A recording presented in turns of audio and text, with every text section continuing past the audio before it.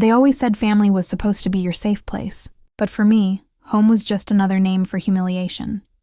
I grew up in a 2-story house that my dad, a local contractor, built himself. 4 bedrooms, 2 baths, a backyard with a maple tree that looked golden every fall. My mom loved to show it off to guests, always saying, "We built this with our own hands."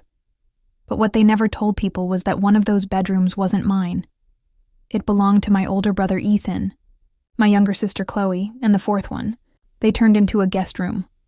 Perfectly decorated, air-conditioned, spotless, for people who almost never visited.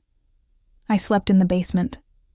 A cold, unfinished basement with a single window the size of a shoebox. My bed was an old couch my dad had planned to throw out years ago. No closet, no proper light, and no lock on the door. Whenever I asked why, Mom would say, "Honey, you're the most responsible one. You don't need fancy things to feel loved." And every time she said that, a part of me started to believe maybe she was right. Until one night, I realized she wasn't. It was senior year. I'd just gotten accepted to my dream college, UCLA, full ride. I should have been ecstatic, but that night, when I showed my acceptance letter at dinner, my parents didn't even look up from their phones. Dad muttered, "That's great, honey. But we'll see if we can manage everything." Manage? It was a scholarship. There was nothing to manage. Meanwhile, Ethan had just gotten a brand new car for graduating high school. And Chloe was planning her sweet 16 party. DJ, catering, the works. I looked at my cold plate of pasta and whispered, "Can I at least move into the guest room before college starts? It's just temporary." Mom laughed. "Olivia, you don't need a room to study. You're barely home anyway." Then Ethan smirked. "Maybe if you were more fun, they'd give you one." Everyone laughed. Everyone except me. That night, I went back down to my basement and sat on the couch staring at the concrete wall, the sound of their laughter echoing through the floorboards, and that was the night something inside me broke. Quietly, cleanly. Summer came fast. My siblings were home 24/7, making noise, throwing parties, leaving messes. Every morning, Mom would yell at me to clean after them, as if I was the maid, not the eldest daughter. But instead of arguing, I worked. Saved every dollar. Even the tips from my waitress job went straight into a small metal box I hid under the couch. I told myself, just survive till August. Then you're gone.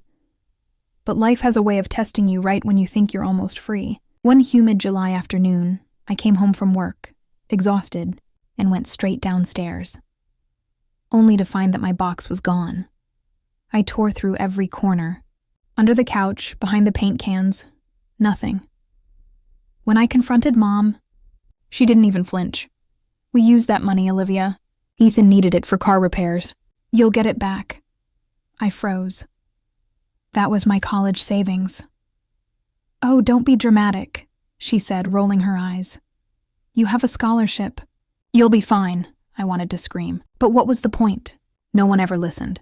That night, I sat in the dark basement, tears streaming down my face, and I promised myself one thing. They would never make me feel small again.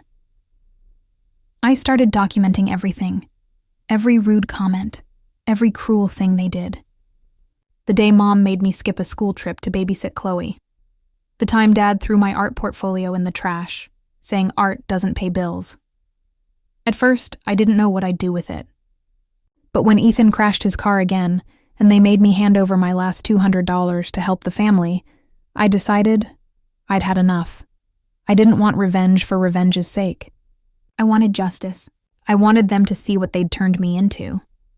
Family dinner, Olivia recording secretly on her phone. Mom, you're lucky we even keep you here rent-free. Dad, you don't contribute anything. Always complaining. Ethan, she's just jealous. I smiled faintly, not replying, because this time I didn't need to. The recording would speak for me. For the next 2 weeks, I filmed everything, quietly, carefully. Their insults, their hypocrisy, even the guest room they refused to let me have, collecting dust. Then I made a short film out of it. a raw, emotional documentary titled The Basement Daughter. It started as a class project. My teacher encouraged us to tell a story that matters. So I did. I uploaded it privately to Vimeo for grading, but one of my classmates, without telling me, shared it on Reddit under R True Off My Chest. By morning, it had 500,000 views. By evening, it was trending on YouTube. People commented things like, "This broke me. How can parents do this? Protect this girl at all costs." And just like that, the world knew. Olivia's parents in the living room, watching her video on TV. Mom's face went pale. Dad was furious. Ethan stormed down to the basement, shouting, "You made us look like monsters!" I stood up slowly and said, "You didn't need my help for that." He lunged toward me, but Dad stopped him, for the first time ever. Not out of love, but out of fear. The comments online were brutal. Journalists were emailing me. Local news wanted interviews, but I didn't care about fame. I just wanted them to feel, even for 1 second, what I'd felt for years, and it worked. Mom's job at the community center suspended her. Dad's clients started backing out. Chloe stopped talking to her friends out of embarrassment. Our perfect little family crumbled overnight. But instead of feeling triumphant, I felt empty. Revenge didn't fix the years I'd lost. It just gave them back the silence they'd given me. Still, it wasn't over. I had one last thing to do before leaving for college. Olivia walking upstairs for the first time, holding a cardboard box. Everyone was asleep. I opened the door to the guest room. It smelled like old perfume and dust. The bed was neatly made, untouched, as if waiting for someone who never came. I stepped inside, closed the door, and sat on the edge of the bed. For a moment, I imagined what it would have been like to belong here, to have a space that was mine. Then I reached into my pocket, pulled out a small folded paper, and left it on the nightstand. It read, "You said I didn't deserve a bedroom. Now this house doesn't deserve me." I took one last look, turned off the light, and walked out of that house. Forever. Sometimes leaving isn't running away, it's choosing peace over proof. The morning light painted the streets gold as I stepped out of the bus in downtown LA. A backpack on my shoulder, a folder in my hand, and a heart that felt light for the first time. UCLA's campus was everything I'd dreamed of. Palm trees, laughter, energy, freedom. For the first time in years, I wasn't the girl from the basement. I was Olivia Harper, freshman, film major, scholarship student. I rented a small off-campus room with a roommate named Jenna, a chaotic, warm-hearted girl who talked too much and cared even more. She didn't know my story yet, and I liked that. It felt good to just be normal. For a while, everything was peaceful. Classes, late-night ramen, cheap coffee, laughter. Life started to make sense again. Until one morning, I opened my phone and saw a message request. Mom, text. "Olivia, we need to talk, please." I ignored it. But by afternoon, she'd sent 10 more. Photos, apologies, even screenshots of articles about our family scandal. Apparently, my video had gone viral again, now over 7 million views. News outlets were digging into our places. People were showing up near the house. Neighbors were whispering. My parents had become the internet's favorite villains, and for the first time, I didn't feel guilty. Because when they had the chance to care about me, they didn't. Now they were the ones hiding in shame. Scene. Olivia walking through campus, headphones on, passing people whispering about that girl from YouTube. Even at college, people recognized me. Some looked at me with pity, some with admiration, and a few with envy. Jenna found out eventually. Of course, she'd seen my documentary. "You're that Olivia Harper?" she asked one night, her voice full of disbelief. I nodded, waiting for her to treat me differently. But instead, she said something I didn't expect. That was the most powerful thing I've ever seen. "You didn't just get revenge. You told your truth." That sentence stayed with me, because for so long, I thought what I'd done was cruel. But maybe it wasn't revenge. Maybe it was just justice. Soft guitar in the background. Months passed. My grades were perfect. Professors loved my projects. I got an internship at a small documentary studio downtown. One afternoon, during a meeting, my boss, a middle-aged woman with sharp eyes, said, "You have a way of turning pain into purpose. Ever thought of telling more stories like yours?" That night, I thought about it long and hard, and that's when it hit me. I could help others tell their stories too. So, I started a small YouTube channel, The Basement Diaries. Each video featured someone who'd been silenced, a kid ignored, a partner gaslighted, a dreamer told they weren't enough. It wasn't about revenge anymore. It was about giving people a voice. The channel blew up faster than I expected. Within a few months, I had over 400,000 subscribers. Brands reached out. Interviews came. And one day, an email arrived that froze me mid-scroll. From Harper Family Legal Representative. Subject: cease and desist regarding online defamation. Cut to Olivia in her dorm room, reading the email aloud, laughing softly. They were suing me, or trying to. They claimed my documentary had damaged their public image and business reputation. For a second, I felt that old fear creeping back. The same fear I'd felt in that basement, when I had no voice. But then I remembered something. Truth isn't defamation. I called a lawyer, not just any lawyer, Clara Hughes, an attorney who had reached out months ago offering pro bono help for inspirational content creators.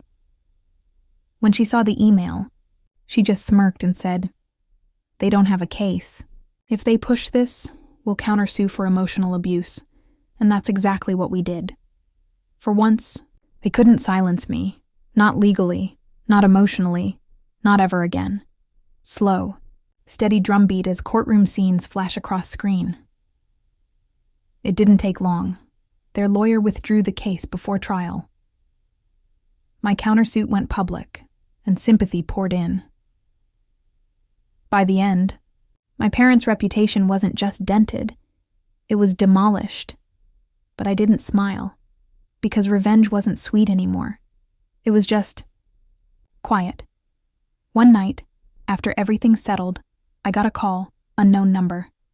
It was Chloe, my little sister. "Liv?" she whispered.